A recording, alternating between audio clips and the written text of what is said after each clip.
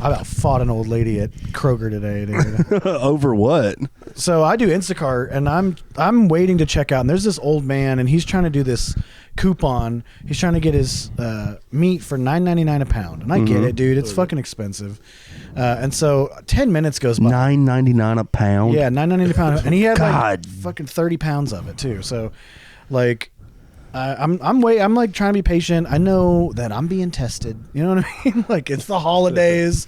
I know I'm being tested. There's this older black lady checking him out, and she keeps like winking at me like, it's gonna be okay, sugar. And I'm like, all right, we're gonna do it. But like, as I notice, like my shit's starting to melt on, and it's, you know, for Instacart. So I was like, hey, I'm gonna go down to aisle 7, and she's like, yeah. This is gonna take another 5 minutes. So load all my shit. It was like 40 something items. I load it all back up. Go to the next row where this old couple gets right in front of me, and they are so slow. And then the lady checking them out is like in her 60s, and I'm like, all right, I'm gonna be patient, man. Another 12 minutes goes by before they finally get done, and like this lady pulls up behind me, and she's like, I was like, hey, I'm gonna be a minute, you may want to go down to 13. And she was like, I'm patient, I'll be fine, because she could tell I was like being jittery and shit. And I was like, all right, lady.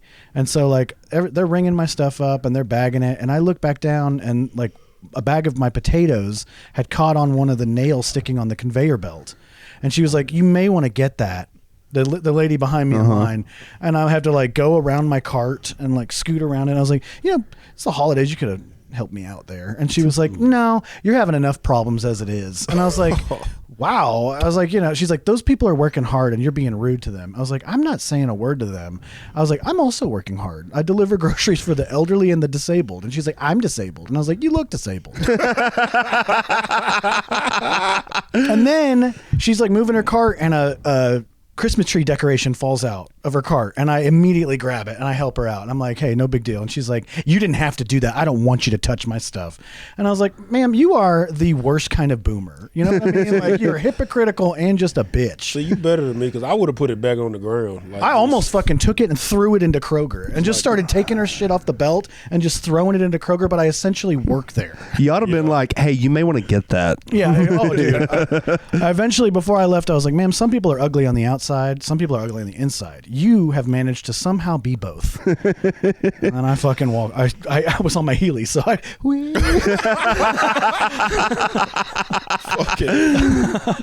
so stupid. Oh man! But Nick, you are back. Welcome back to the podcast, Nick Moore. It is great to be. This is the first place I came to. Yeah, I got off the plane. Oh really? Yeah. And this is picking up the car. We say back to the podcast, but this is your first appearance on Partially Cooked. Yes. Yeah, you were on set with the bet, but this is your first Partially Cooked. And for anybody watching for the first time, what this show is we bring comics like Nick on, we interview them, get to know them, and try to get some interesting, embarrassing stories about them to reveal for a roast battle that we do once a month at the Joint Comedy Theater here in North Little Rock. Nick is going to be competing for our giant wrestling belt. Our current champ is Zeb Ballantyne. Zeb. Yeah, he in the last one he came in. He was the, what do you call it, the dark horse, the underdog. He came in and whooped everybody. He rope-a-doped them. Did he dethrone Big Dre, or was it somebody? No, so I dethroned Big Dre. Okay. And then JJ beat me, and then Zeb beat JJ. I forgot about JJ. Yeah. JJ I didn't had know it a couple you had months. it. You had the belt? I didn't know that. Okay. I didn't know that. Okay. Yeah, he had it. He beat Dre where no one else could. I told Dre, I was like, you look like the silhouette the Kool-Aid man leaves in a brick wall. Yeah, that one got it for me. Okay. Yes. All right. It's good. It's good times. But yeah, you've been, I guess, in Oklahoma City. Well, no, I was in Oklahoma City in the spring, but since June, I've been in San Diego. Oh, wow. Oh, no shit. I didn't even know that. I didn't know that. Oh, yeah. I've been in San Diego. Oh, shit. How's San Diego been going? It's great, man. It's like 7 comedy clubs there. Yeah. Fuck yeah. Is a Cobb's Comedy Club out there? There's not a Cobb's. There's a... Where's that at? I've heard of Cobb's, but I don't know where that is. I thought it was. I guess it's maybe San Francisco is where Cobb's is. There's a Laugh Factory, a store, Madhouse. You guys know the National Lampoon guys that opened the Improv? Okay, they started a new chain, and it's called the Yellow Door. Okay. Oh, cool. There's a Mic Drop, and then it's like one more I can't think of. But yeah. Okay, so I saw Hell a yeah. picture of you on stage with a yellow door behind you, and I couldn't read the words above it. National Lampoon Yellow Door. Okay, that's what it yeah. was. All right, cool. They're starting like I think it's going to be a National Lampoon something. So it's going to be different. That's awesome. Yeah. A whale's vagina. How long are you back in Arkansas? Just for holidays. Okay. I'm gonna come back more often. Like me and JP doing the show on the 26th. Right. Be here for this show. If I win, I got to keep coming back. So Right. Yeah. Hell and then I'm doing a show with Trey Diesel in like March. So nice. but yeah, it's been cool. That's how we'll keep you here, is get you to win. Fuck yeah! I've been waiting on you to get on this show because you're one of the best writers in literal or from this scene, and I can't wait to see you go up against everybody else. No, go ahead. The way the show works is every comic writes 5 jokes apiece, and I have all the comics write 6 just in case there's a tie. Yeah. We'll do one more joke, but write 6 jokes for all the competitors, and you go back to back, joke to joke for 5 jokes. Then the audience votes, and whoever wins moves on to the next round. Right. Gotcha. Okay. So, is there a stand-up portion? Like Yes. one set with a bet? Yeah, Okay. so we'll start the show with preliminary rounds, and what those are is people competing for a spot on the podcast. Oh. Okay. And we just start with roast just to kind of introduce to the crowd what the show is. Then we bring up all the competitors and let them do 7 minutes each, just because like the crowd doesn't know who you are, and so they kind of get to know you a little bit before the roast battle. Then we bring in the roast and go for the belt. Yeah. Okay. All right. It's been fun with the joint. We can do a lot more interactive stuff, so I'll be able to play like clips of like maybe even your stand up, or if you had any clips on there, maybe some clips from the podcast. So Okay. It's pretty fun. It's fun, dude. It's just been growing, so it's been good. Yeah. But man, you like when I got back into stand up after a little hiatus, you were like one of those like phenoms. Like every time you'd hit the stage, I was like, "Fuck, I don't care." Like I'm going in from the patio. I'm gonna go make sure I catch your shit, because not only was it funny, but you're always writing fresh shit. Like you were always trying something new. I rarely heard the same shit twice. Yeah, and really just being. I mean, I tried to be like that in Arkansas, but once I got like in California and saw how everybody has a fucking different set every time they go on stage, I'm like, I'm more behind than I fucking thought. Really? Yeah. So How do you feel behind? Well, it's like everybody. Okay, I'm gonna tell you. It started when I went to New York first. I did a festival there for like a week, and everybody was a fucking beast on writing credits and shit. And when you get to California, it's more of the same, but instead of writing, everybody's an actor, but also really good at stand up. So it's like, oh shit. Then everybody's passed at all the big clubs, the Store, the Mother House, the what is it called? The Cellar. So it's like, what the fuck? These motherfuckers are more important than me. All right, that's cool. Yeah, that's kind of stand up in general. Yeah. Is realizing how everyone else is important and you're not. It's rough. But no. Well, no, Seth, I was going to bring up. So you said, like, when you first started coming back around, when D knew you in, like, 2016. That's right around the time you took the break. Yeah. Around like 2017-ish. And see, I don't know how I didn't run into you at all. I didn't know you till, like, 2020 maybe. I didn't go around the joint like my last couple years there. Like me and the joint kind of got into it. Me and everyone got into it. I mean, I've heard it with everybody. Yeah. I mean, you've told me in the past, but I never. So that last year, you just kind of like did local stuff. Yeah, I was doing more Fayetteville stuff, more Northwest Arkansas, Oklahoma stuff. I kind of just wrote off Little Rock. There was that whole deal with the dude that may or may not have been soliciting sex from a minor and had been found with child porn. And so when I was like, hey, this person doesn't need a stage, everybody was like, you're just jealous. Everybody. And I was like, all right, I guess I'm jealous. And so I just kind of disappeared for a while. Now all those motherfuckers are gone. Every single one of those motherfuckers that said I was just being a bully are gone. Yeah, that all happened right before I started stand-up. Yeah. So I came in and met that individual, and then it was like a week later, everybody's like, yeah, he's a pedophile. He's not going up at the joint anymore. Great. Yeah. Yeah, someone was finally like strong enough and had enough pull to be like, let's take I think it was his choice. I think he was tired of people publicly calling him a pedophile, and so he chose not to come around anymore. Yeah, and I actually remember we got, like, I think it was like me and D, we got accepted to a festival in Memphis that same time. And then the girl over the festival came out, was like, hey, I had to take one of the comics out. I got a bunch of emails and complaints. I was like, what the fuck was going on? But I didn't know because comics were coming from everywhere. I didn't know the comic was from fucking Little Rock. Yeah. And I was like, oh, okay. Yeah, it was wild. I think that was part of like, he had an out of town gig scheduled, and somebody I didn't take the time to send emails about the dude. I didn't care that much. I just like my beloved open mics and my home club were being, he was showing up there, and but then someone came out and was like, all these comics are being bullies, blah blah blah, and I was just like, hey, you're going to be on the wrong side of history. You're going to want to delete that. Like, you're going to be, you're the worst one. Your comedy album wasn't even funny. Just, like, damn, y'all, come on. So thankfully somebody like with a little better reputation, because I'm like, I was always mad. I was always mad at everybody. So like when I'm mad, it's like, oh, well, that's just Seth. Yeah, he gets into it with everybody. He's had bourbon today. So, no. And then the one time you're right, it's like, fuck, nobody believes you. Exactly. The boy who cried pedophile. It happens. When did you start stand-up? 2016. Okay. I don't remember the month, date, year, or whatever, but it was like the end of my freshman year of college. Here in North Little Rock? Yeah. At the Joint? No. We went up to the Looney Bin first. We didn't know you weren't supposed to do that. Apparently, you're not supposed to go to a comedy club for the first time, even though it's amateur night on the flyer, but that's what the fuck me and JP did. Nah, man, you can do that. That's the first place I got my start, too. Funny. Did you start at the Joint? I started at Hibernia. Oh, okay. That was my first mic. Yeah. Wow. I miss Hibernia. First mic ever was Hibernia. Inbred. Yep. Funny story about the Joint. So after we got off at the Looney Bin, me and JP were like, oh shit, we got to find more place to practice. And then people told us, oh yeah, you should go to the Joint. You should go to the Joint. These motherfuckers didn't say stand-up comedy, theater, coffee shop, whatever. So we Ubered or lifted or whatever to the Joint chiropractor. And I was like, JP, I don't think this the right place. He was like, yeah, but we get a hand job. I'm like, nigga, this is a fucking chiropractor, not a massage parlor. Oh, JP is so fucking funny. Did you find the Joint? Yeah, we did. Right. We missed that. Obviously, we missed that Tuesday. We missed signups. But next Tuesday, we found the Joint. So it did have a happy ending one way or another. Nice. That's good. That's awesome, man.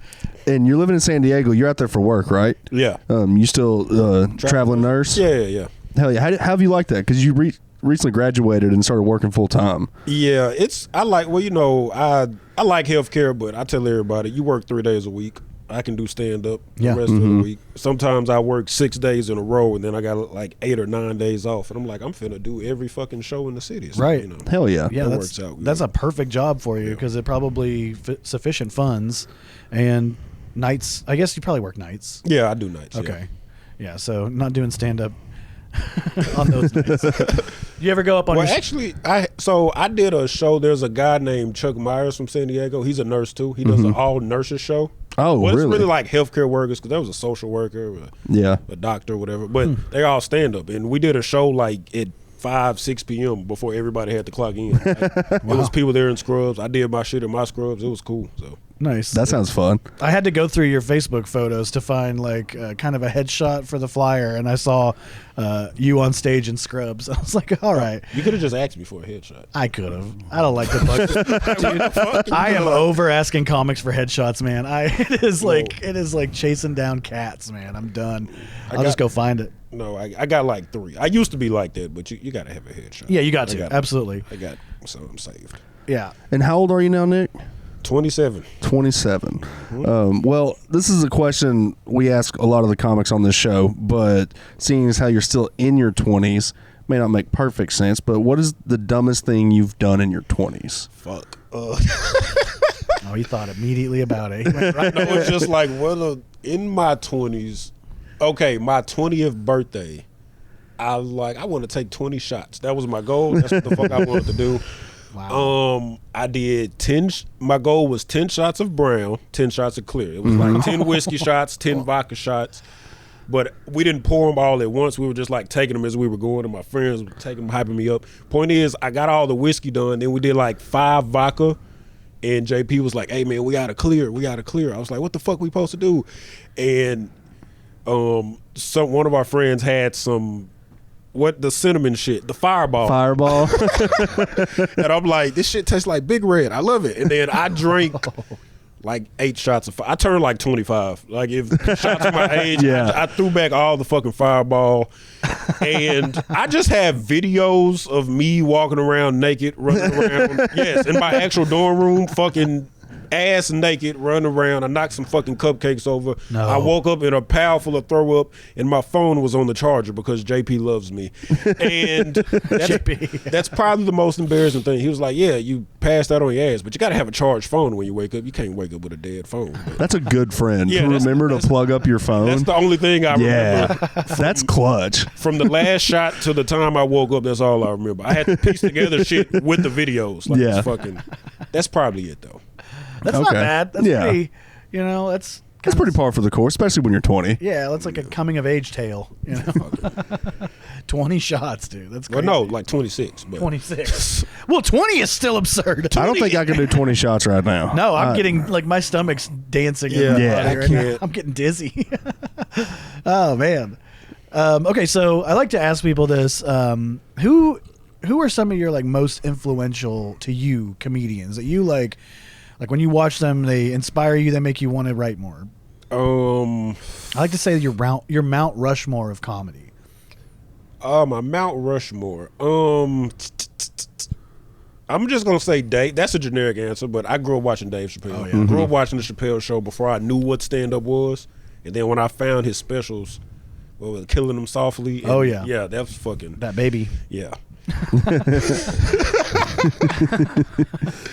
So yeah, no, I love Dave. Ali Sadiq is my new favorite.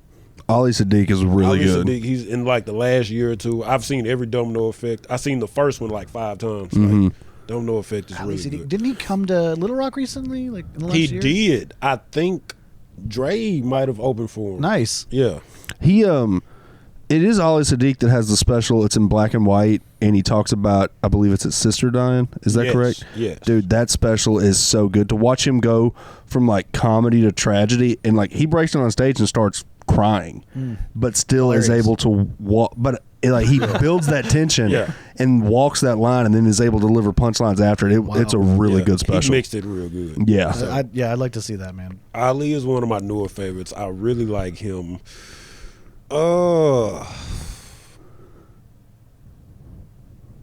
I like Andrew Schultz. Really?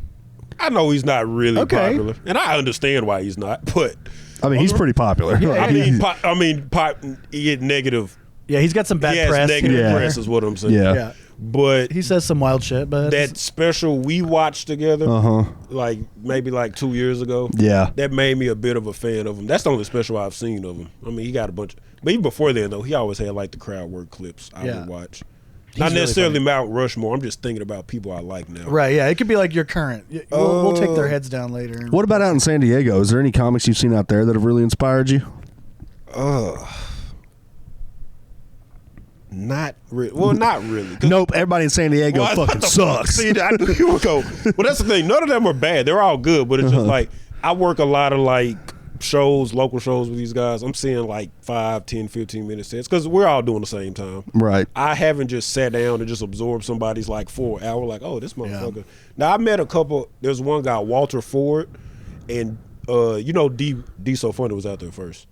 Yeah. Yeah, D was out there for like a year, and he was like, Oh. when you go down there, you got to meet Walter. You got to meet Walter. Walter, that's my guy right there. Funny as shit, original material. He been doing it about as long as I have. He's a little older. He probably like 33, 34, but he Hell works. yeah. Like the whole city knows Walter. If I had to pick anybody, Walter. He's probably my favorite out there right now. Shout out to Walter. Walter Ford. I'm going to check him out. I hadn't heard of him. Yeah. Yeah. Hell yeah. Something else we like to ask comics on this show. What is your most bigoted opinion? Oh, fuck. My most bigoted opinion. Yeah.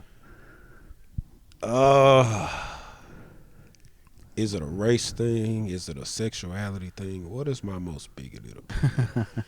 We've gotten some wild answers. That's what I'm trying to think. Like, 'cause everybody has them, Right. regardless who the fuck. But I'm just trying to think. I have to really think about that because I work in the healthcare field. Oh. and Yeah, dude, I bet there's some. there are bigots in there too. They deserve to have to pay health insurance. Health insurance should be more expensive. My most bigoted opinion? Yeah. Fuck. Yeah, we like making comics do some self-reflection. No, I feel bad because I like somebody probably answered this quick as fuck, and I'm over here like, Yeah, it's really weird when they do I'm answer real not that fast. bad of a person. Yeah, but- Adam Maldonado was like this. Yeah, he just starts rolling them off.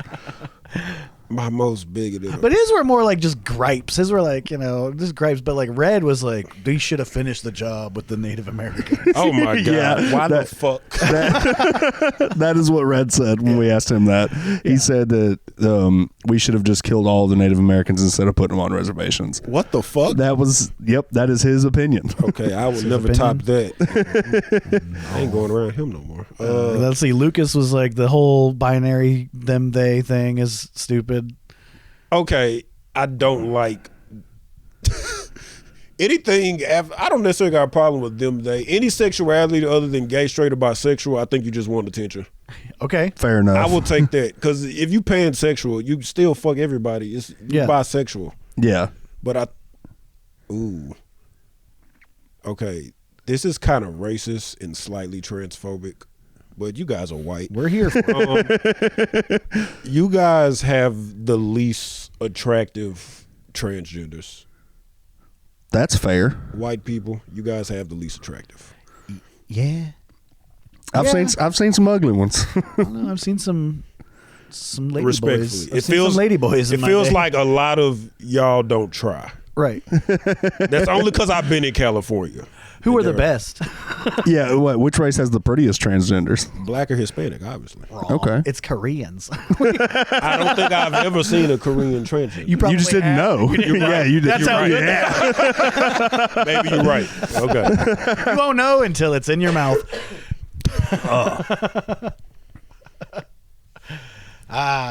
All right. Like the whole point of this is to try to get material. So Yeah, of course. for the roast. So how old were you? Do you remember when you first learned about sex? Fuck. Like, I think I got my sex talk when I was like 9 from my cousin that was like 10. Okay. What was that like? I mean, walk us through that. He explained it so stupidly. It was just okay. So I didn't know what girls had down there. And you kids, what goes on? What happened? And then my cousin, Who knows? He's like 10 at the time. He told me another backstory. He's like, when I was like 5, me and my sister had to take a bath together. His sister was like 4 or whatever, and he said they were in the bathtub together. Like, where is it? Where is it? Like, like ever since the episode of Dragon Ball, the first episode of Dragon Ball, Goku pats bone. Like, you don't. That's what happened with them. So he explained it to me. He was like, yeah, it's like a little hole there, and you put your dick in it, and then you just do that and a baby comes out. And I was like, immediately? Or like, Horrifying. That would be terrifying if they got pregnant and had the baby immediately. Damn, you want to talk about post-nut clarity? Like, fuck. But no, a 10-year-old gave me the sex talk when I was 9. That's funny. That is really what happened. And that is it. I never got one from my parents. I never just They never talked about it. They're like, yeah, you'll figure it out. You got cousins. You'll figure it out. pretty much, fuck. That's fair. I think my mom learned I was having sex because I remember one time I was at school and she texted me, was like, hey, I need to borrow some cash. I was like, yeah, just check my wallet. But every guy had a condom in their wallet that you were never going to fucking use. Right. And yeah, she checked it. She got the money, and then I came home and saw the condom in the wallet. I was like, I think she knows, but she don't want to say anything. Did she ever say anything? She didn't. That was so weird about it. That's bad parenting. No, I know she saw that maybe. fucking condom. I mean, she's like, hey, at least you're using condoms. Right. Right. Yeah. I don't know. I know for a fact my wife would talk to my son about it immediately as soon as she saw it.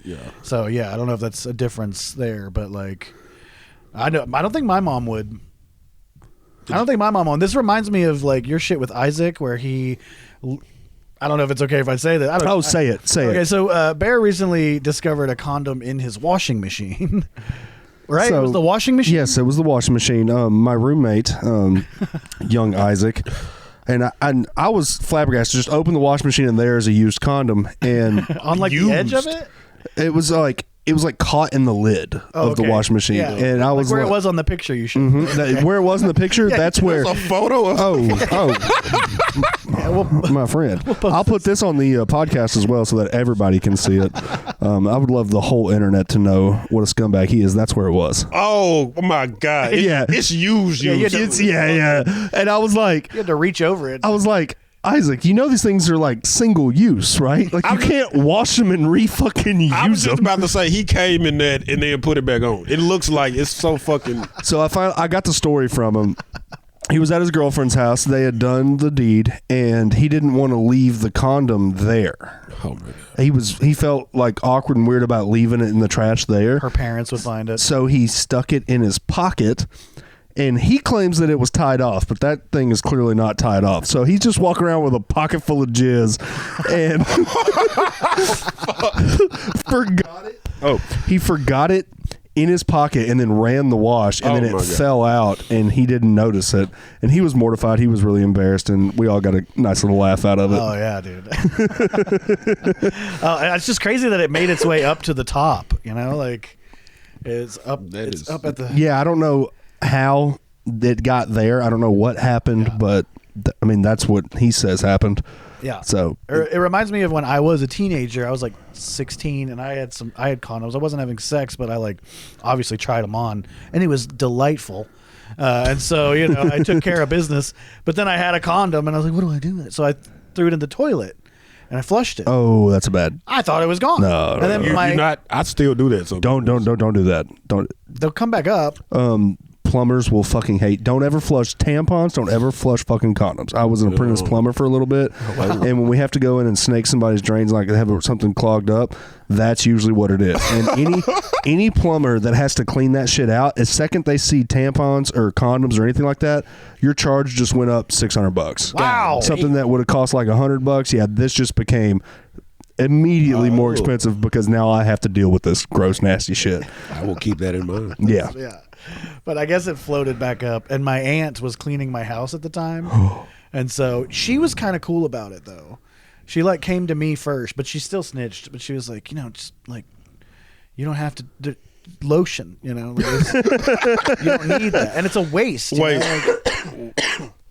So she knew you were just jacking off with it. Yeah, she was like absolutely 100% knew. And then she had my back when my mom and dad came to me, and like she was like, she's like, look at him. You know, that's so fun. When you first explained it, I thought she was saying no, stop having real sex and just jack off. But yeah, no, she was like, saying, she knew immediately what it was. And it was crazy because like she didn't have kids. Well, she had 2 boys, but they were like fucking 3 and 1. Yeah. So it was like she had an experience. I guess I don't know. She went to college. She knows what's up. That's funny. Yeah. It's pretty wild. Nick, what would you say is the answer to this question can't be stand up, but what are your parents the least proud of? Oh fuck, I don't know. I gotta think. I don't think they're actually disappointed in my stand up. I thought they would be, but aside from that, what are my parents least proud of? Fuck, I don't know. They're ironically very supportive. I know, right? That's good. I mean, every comic has shitty parents. I think it's unfair that I have decent ones. What are my parents least proud of that is not stand up, or my grandparent? Fuck. I don't think. Never been arrested. Oh, I got a joke about that. Okay, there you go. Yeah, you'll see it on. Yeah, I've been to jail. What are they least? But I don't. They weren't even like disappointed in that because it was my fault, but it wasn't. Fuck, dude, this is so fucking tough. Yeah. All right. We should send out a pre-show survey for you. Actually, yeah, that would have been helpful. But least proud, I know for a fact, this is kind of like stand-up adjacent. I'm cheating a little bit. My grandma is supportive of my stand-up, but she really doesn't like my TikTok and my Instagram. because Okay. I Because do it like shows your stand up. no, not the stand up. It's because like all the fucking videos I make, like like the sketches and stuff. yeah, okay, like so remember when fucking Dan Schneider got like outed and shit, and I had like a little old Nickelodeon orange cassette tape, and I wrote like Dan Schneider's foot compilation on it or something. She didn't like that, and then like it was another one where like I just edited myself with like some gunshots in the background, and it was like when the school shooter doesn't get you because you were nice to him because you saw this thing coming to some bullshit. Yeah. She didn't like that. She don't like any jokes I do about death because there's been a bunch of death in our family, but it's like it's so funny. So Yeah. Yeah. again, that's more my grandma than my mom. I think my mom just doesn't give a fuck. I think grandparents don't like death material because they know like they're next. Like they're on, because anytime before my grandparents passed, like I would do that stuff, they would be like, come on, like like I would do jokes about my grandpa dying to my grandpa. He would come to watch me at shows and be like, hey, I've got like 30 jokes about you dying. He's like, I'm still alive. It's like, I know, but 30. Yeah, I'm just ready for it. I did the ebony joke in front of my mom one time. oh really? Have you ever seen that? I guess not. Well, Maybe. just I'm not the whole bit, but just the premise is I don't watch black porn because my mom's first name is Ebony. Okay. And like just that alone, like her face was just could you do, and like the whole crowd they don't know she's in the crowd because I didn't say it till the joke was over, but that was just like my personal laugh. Like, oh, that's really funny. It was so good. Yeah, man. Imagine your mom's name being a whole category. You know what I mean? Yeah, I mean, that's the bit. yeah, that's real. Yeah. Like that's not a joke. Fuck it. Ebony gets railed by 5 guys. No. No, mama. Ebony sneaks into Son's room to help him. Oh God. Wait. I cannot watch the step category. I know some people can because the actors are not really related, but it does something to me mentally because I got a bunch of step family. Yeah. Like I can't watch a step brother fuck a step because like I'm like, that's Tisha, that's my sister. Like I can't.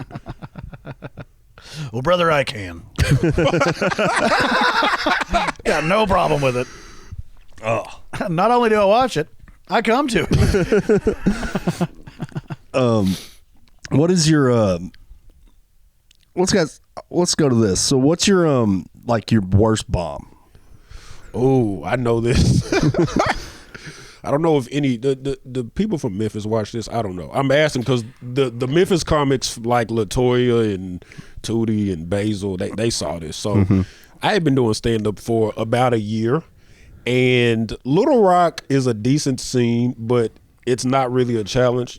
Even if you're not funny, you'll get some pity laughs at the joint. You'll get some pity laughs at the Looney Bin. You don't get that shit in Memphis. Not at all. And I did 5 minutes of fucking silence. Oh. It was complete silence. There was not one laugh. You could hear a pin drop. You could hear plates. Like that's worse than people talking over you. Because when people talking over you, I could be like, they not paying attention. These bitch ass niggas paid attention and didn't laugh. They consciously. That one's They tough. was like, this shit is bad. And then right after that, do y'all know Cletus Allen Jr.? Yeah. Okay, Cletus, he funny than a motherfucker. Cletus goes up right after me. I just handed this nigga a set. This motherfucker went up there and just got on my ass for 10 minutes, and I deserved it. It was bad. Right. It was like a competition though. Cletus ended up winning, but he was roasting like all the comics. But when he got to me, it was like if a comic goes in front of you and bomb, you like, oh shit, I don't got to tell jokes anymore. Right. So yeah, he was happy as fuck. He was like, this the greatest night of my life. Then the motherfucker won $500, but. That's the worst bomb. Yeah. It was 5 minutes of complete silence. I'll never forget when you and I went to Memphis for that Urban Laughs Festival and we got in that wreck. Oh, yeah. That was so. Have you heard this story, Seth? It's me, Zane, and Nick in the car. Nick's driving. We're going down the road, and Nick isn't texting, but he looks down on his phone because it's got the GPS on it, and he's trying to check where his next turn is. And then he looks up, and there's just a parking lot in front of us.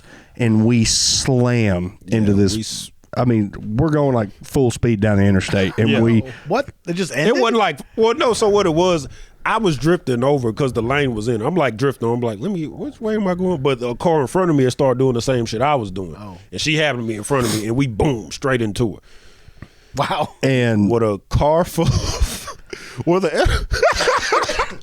I mean, we got like a duffel bag full of these like homemade edibles that we got from festival. It's like 30 in there. It's a fucking. It's a lot. It's like trafficking charges a lot. It's like gummies and cookies and and Rice Krispie treats. They were $5 a with piece. big weed pictures on them. No. They were like in Ziploc bags. They were like completely homemade. I see. But they were $5 a piece, and we all chipped in. Like, okay, if everybody give like 10 or 15 bucks, Right, we'll have a duffel bag full of gummies.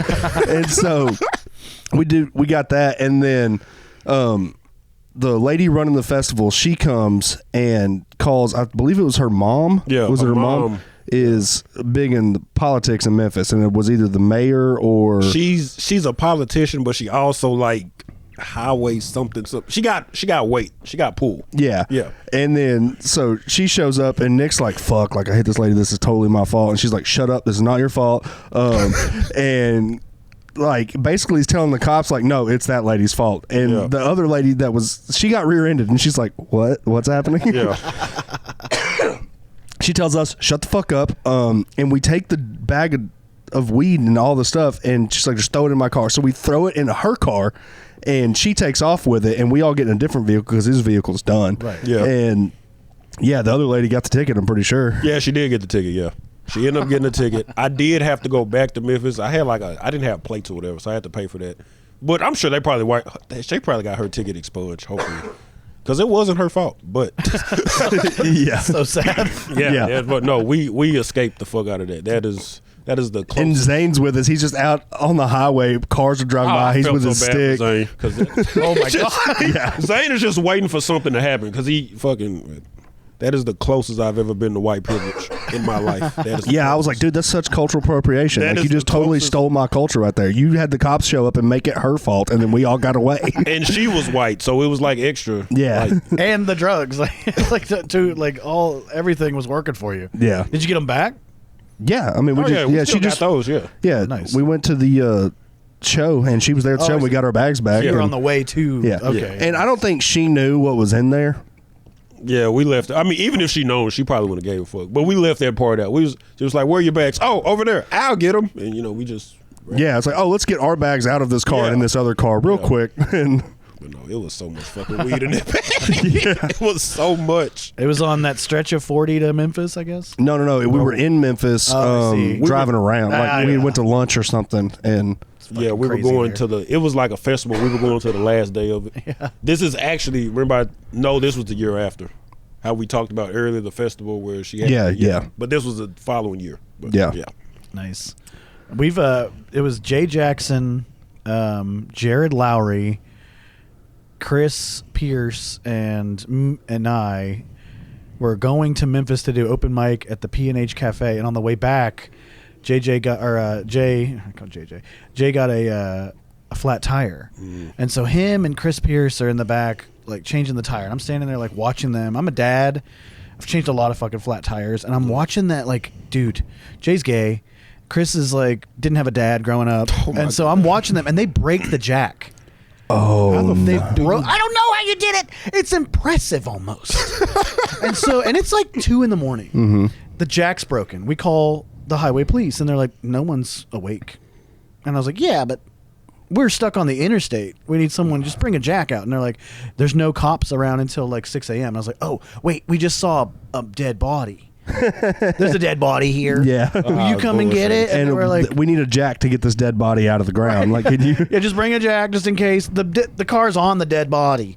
And they're like, sir, that's very serious. And so like time goes by, like an hour goes by. I'm like nearly stepping in front of cars to get them to stop. Like I'm on the interstate. I'm wearing a Ninja Turtles hoodie. Oh my god! And like it's like Wait, January. Is it one of the hoodies where like it looks like a ninja? Yeah, it's the shell. It's the shell. And I'm like trying to wave people down. I have my notebook and I wrote help on it.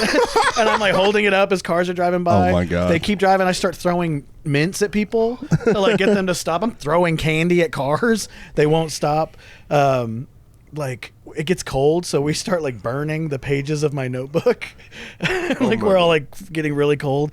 And Chris Pierce like son of a bitch, but like he didn't miss a beat. He was like, "This is the hottest your joke's ever been." I was like, "Fuck you, dude." So finally, I call again. Like I was calling like every hour. Finally, some new lady answers. He's like, "Oh my gosh, yeah, we have dispatch. We'll send someone out there right now." They were out there in 20 minutes.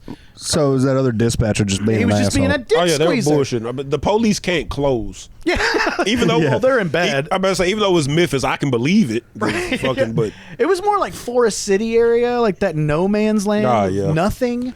But there's a trooper out there somewhere. Somewhere. oh yeah, Yeah. You got. I know for a fact. I've been pulled over on the road.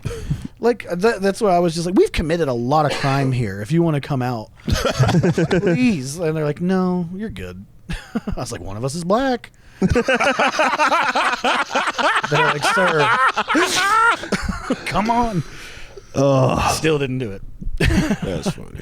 But yeah, you guys wrecked. Is there any other like weird? Have you ever had any other weird road stories? Well, this also happened in Memphis. So, me, Zane, and Lucas, we all go to the P&H Cafe doing the open mic, and we all decided to do acid.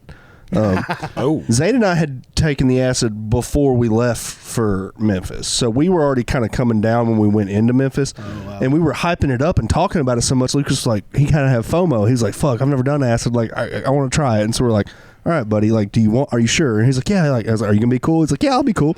And we give him a tab. He hits it.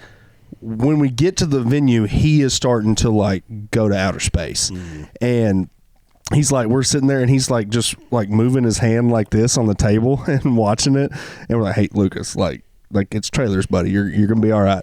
And there at the P&H, you know, the bathroom is like real grungy. Oh, and yeah. it's like, because inside the P&H it's very warm. It's like yellow lights and it's kind of like a tavern feel, cozy. But the bathroom is like a bathroom from the movie Saw. like graffiti and fucking Graffiti and everything. And he goes in there and gets like trapped in there and starts freaking out because he's thinking he's in like some hellhole. Yeah. And after I'm looking at Zane, I'm like, I think Lucas may have got stuck in the bathroom about that time. And he comes out, he's like white as a ghost. He's like, I don't have a good time in there, not at all. Oh my god. Richard Douglas Jones is hosting, and he's like going through the list, and I saw a picture of the list, and it had Lucas behind Mo Alexander. Ooh. And so I'm like, Lucas, you got to follow Mo Alexander, and I'm like hyping him up. I'm like Mo's gonna kill. Like you've got to follow Mo Alexander. So he's like, okay, I got to follow Mo.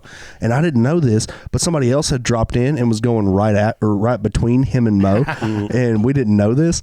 And so Lucas is on acid. He's kind of freaking out. He's getting hyped. Mo goes up, crushes, and then comes off stage, and then Richard Douglas Jones said, all right, this next guy coming on stage, he's from out of town.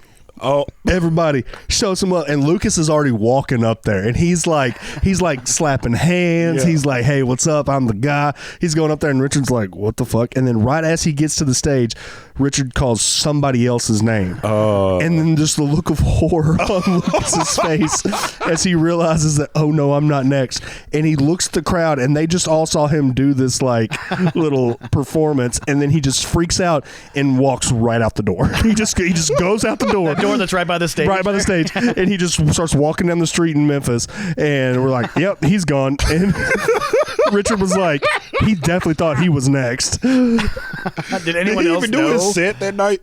Yeah, he ended up coming back and doing a set. He bombed his ass off.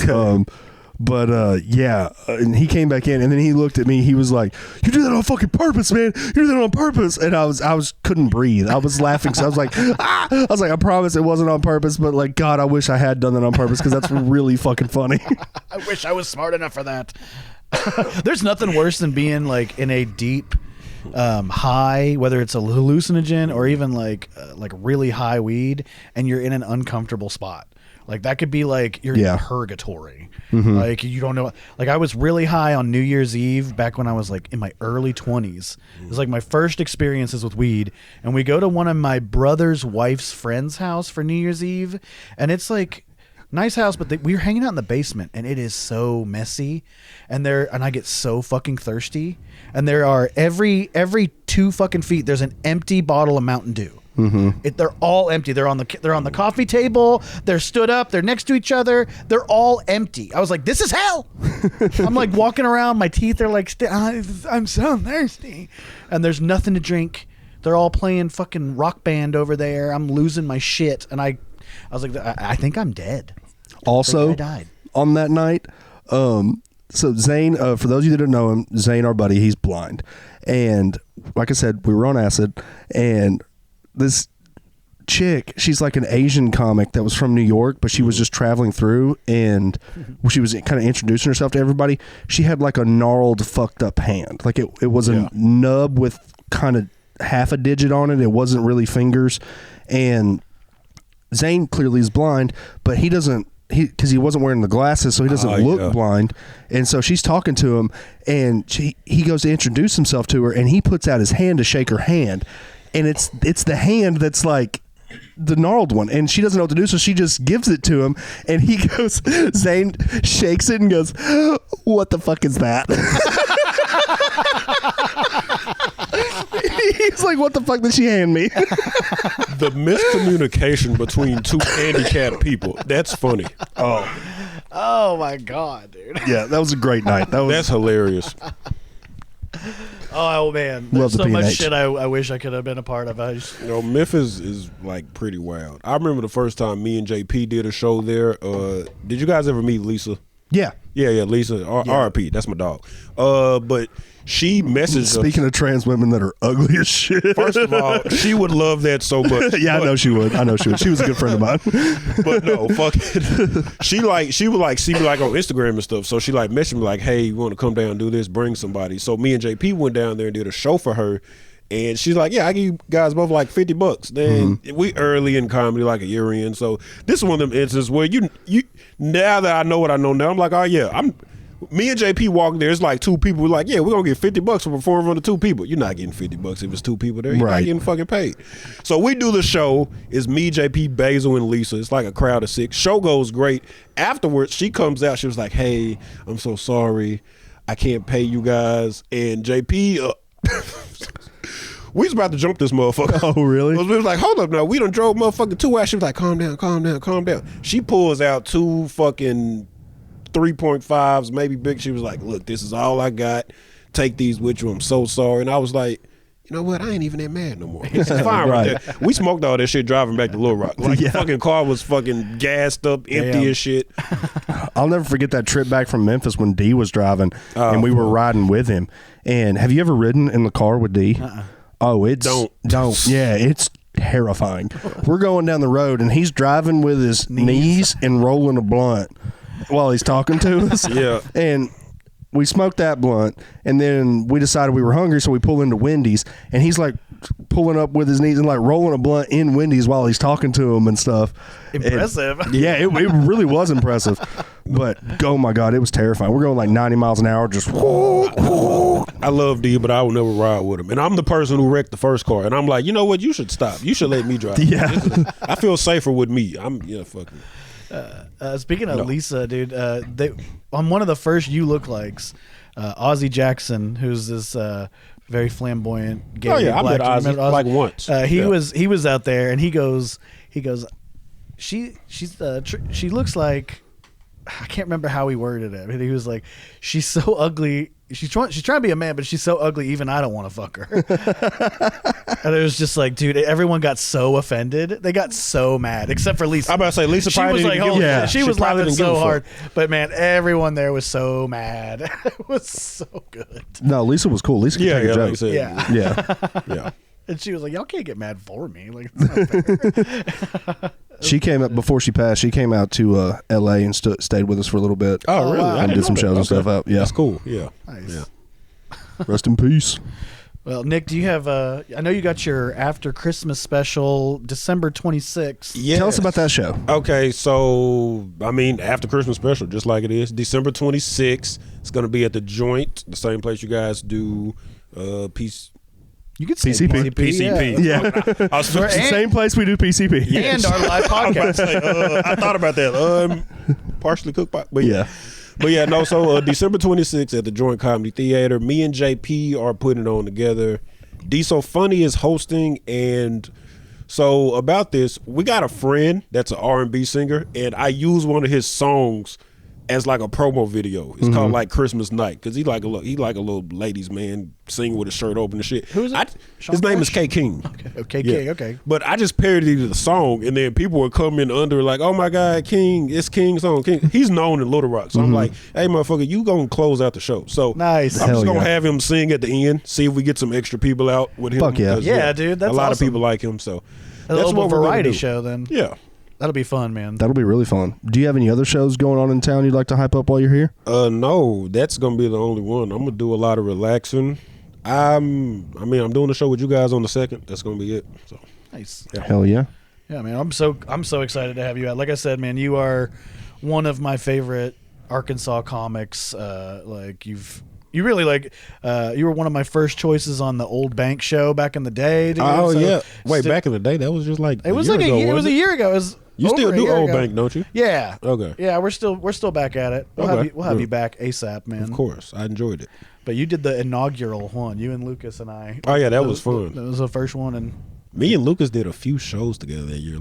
We did that, and then we did like 2 in Fayetteville. yeah, you we did 509, right? Yeah, 509, and then the next night we did, or the night before we did Black Apple. Right. Yeah. Nick, you're one of the comics that anytime I'm producing a show, whether it's an open mic or a show that I've booked you on, anytime you show up, it's like there's immediate pressure that gets relieved off of my shoulders where I'm like, okay, Nick's here. Like, so where if there's anything going wrong in the show or if there's a crowd that's like, oh, they're not really liking people or they're kind of rough, anything like that, anytime Nick shows up, I'm like, fuck yeah, he's got him. Right. The Appreciate vibe it, is man. fixed. Yes. I appreciate it. The vibe fixer. Hell yeah. I've missed it here. Not enough to like come back for. I missed it here. I do, because I think what it is when I'm in California, I see some really funny comics, but it's a bigger city. You see some really shitty ones too. And sometimes I'm like, I wish one of my friends were here. Like, motherfucker, this crowd is hot. I wish fucking Bair or Seth, JP or Big Dre or D, somebody was to share this shit, because it's great out there. Oh yeah, especially when you're at like an out of town open mic and there's a lot of people in the crowd and the comics just aren't hitting, and you're like, man, I know my Little Rock friends could just crush this. I've been to so many mics like that, and I'll tell you, I don't know how much time we got on the podcast. There's a lot of comedy shit I could run by y'all. Like, it's so much going on out there, but. Run it. Cool. We love to hear it, man. All right, like American Comedy Club. Ever heard of that one? Yeah. Okay, so they do an open mic every Tuesday, and it's like the most popular open mic in the city. Like 100 people. Huh. Yeah, because it got real popular on TikTok. Yeah. Okay. So it's like It's got the eagle on the back of the stage, right? Yes, Yeah, yes. okay. That's the American flag, and they do a mic every Tuesday, but it's a bucket mic. And bucket mics are fixed. They'll say, "Oh yeah, it's random," but guys who work there, they going up, whatever. They draw on some people actually, but it's like, for you to get on, you have to sit there. It's not like the store does a mic, but they draw the names at like 4 p.m. in the middle of the day. Right. No, American Comedy Club, you got to sit there for like 2-3 hours, and motherfucker, I can't just sit there and not go up and watch all these motherfuckers suck. Yeah, that's So rough. yeah, It's like, put me in, coach. like when they're good, they're good. A lot of guys who work there are good, but you got a lot of people doing comedy first or second time. It's so bad to watch. It gets tough to watch. Yeah. Yeah. Them bucket mics, man. That was the bane of my existence in LA. And the worst is when you got to pay to get in the bucket and then you still don't get up. And then they'll be like, oh, well, you got a guaranteed spot next week. And then you show up next week and it's a different host. And it's like, I don't know what the fuck. It's like, I wasn't here, so no, you don't have a guaranteed spot. And it's like, fuck. Yeah, it's like someone in prison being like, I was innocent. You're like, everyone said they got a guaranteed spot. Right. Last week. I was at the Looney Bin Tulsa last night. I met Mason, the owner. And I was like, hey man, like really interested in featuring here. He's like, I'm like, my home club, he's like, well, would Wayne move you up? I was like, absolutely not. Like, he's not moving me up anytime soon. He's like, well, why would I? And I was like, well, I don't know. It's different. I was this close to being passed with Jeff. And he's like, yeah, that's what everyone says. He's like, everyone I talked to was like, Jeff was about to make me a feature act. And I'm like, cool. What if I'm not lying though? Like, I'm not lying. So he was like, I talked to him for a while. Thankfully though, I did really well last night there. And one of their old employees was there who used to see me all the time, and he vouched for me. He's like, no, you gotta you gotta get this guy back out of here, please. So it was good. It was a good night. Hell yeah. Man, that shit is so like that bullshit with comedy, man, where it's like, well, It's who you know. It's like so much who you fucking know. It man. is. And he's sitting there talking to another open mic comic at the bar, and he was asking them about Bricktown. He's like, "Oh, I'll get you booked at Bricktown," and I was like, "Oh, cool." Excuse me, sir. I was like, "Hello, sir. I've been trying to get booked at Bricktown." He's like, "Have you emailed them?" I was like, "Yes, several times." They They don't respond to emails. That's bullshit. Yeah, Bricktown. he was No, like, they don't. he's like, "All right." I was like, "Man," I was like, just give me a shot, dude. just make it happen, dude. Like, I don't know what I got to do." And he was basically telling this other guy who's like, I'll talk to Joe and get you booked. And I was like, "Who's Joe?" It's like, "Could you talk to Joe about me?" And what really pissed me off is I've been talking to him for like a year about coming out to Tulsa. And he's every email he's like, "Come out to open mic, just come on out." I was like, "Man, that's like a 7-hour round trip." Yeah. So I did, and he showed up like 2 comics after me. Oh, fuck. Even worse. And I was like, I got it though. I was like, "Oh yeah, man." But he was like, "Oh, we record everything." I was like, he's like, "I promise you I will." I was just gonna say I would be going around in the audience. Was I funny? Was I funny? Like, no. You saw that? Yeah, I saw Fuck people it. were coming out and like sitting out there. I'm like drinking a water at the bar, and I was like, "Hey, you saw me, right?" Tell Yeah, him. see. And they're like, "Yeah, he had this Mexican joke." And they're like, "Okay." I'm like, don't go into detail. Just Easy. Stop. Easy. Yeah, man, the comedy could be the most frustrating and most rewarding thing that you do, man. Like, and it can change so quick. You could be in your feelings so hard about like, "Man, I don't have anything booked this month. I don't have anything going on," and then all of a sudden, check your inbox and someone's like, "Hey, I need you tomorrow." That actually happened to me in San Diego. Yeah. Because like there's like a mic damn near every night of the week. So if I'm not on the actual show, I try to hit a mic when I'm off. But I told you American Comedy Club was on Tuesdays. I wasn't really going there because of that bucket. So I started going to the store, and I would get up at the store, but it's like you could only go every other week. Only got 3 minutes. So the last set I did over there, I crushed the 3, but I was like, yeah, I could do something. I could write on Tuesdays or something. The guy who runs it calls me like later in the week. It was like, "Hey, you're funny. Why the fuck are you doing the open mic?" I was like, "I just thought that's what you did to like, work your way up." He's like, "No, fuck that. I want to make you a regular." So Nice. yeah, I ended up being a regular at the store in San Diego right before I. Fuck yeah, dude! Badass. Congratulations, man. Badass, but also well that guy's deserved. A liar. Huh? That guy's a liar. Why are you doing open mic? You don't need. What else are you gonna do? How else am I gonna do it? You're not gonna watch my email. You're not gonna believe me if I tell you I'm funny. Right. You know Yeah, what I mean? and I told him, I gotta do open mic. and I told him like, dude, I don't got a problem because I'm not against it. I'm not against open mic, but if I'm going there like 5 or 6 months in a row, I'm like, at some point you're gonna try to do something different. Because there's like another Tuesday mic at like at a bar or something, and I would go there sometimes. But no, what he told me was he had saw me like once or twice before. But I think once he realized, like, oh, this motherfucker, like, because some of my jokes would be like, I'm from Arkansas, but also like I was doing different material. He was like, oh, he probably thought I was like an out of towner or something. At first. Oh, I see. But he was like, you live here? Because yeah, you work here, yeah, whatever. So like, yeah, so I'm gonna pass you. So yeah, Fuck yeah, Fuck yeah, dude! That's awesome. Badass. Man, it's pretty cool. yeah, that's the hard work, man. Consistency. It's that consistency. Well, gentlemen, thank you so much for doing this. Can't wait to see your roast battle on the 2nd. Of course. Hope you make somebody cry. And I'm the last one, right? So I can watch all the episodes now.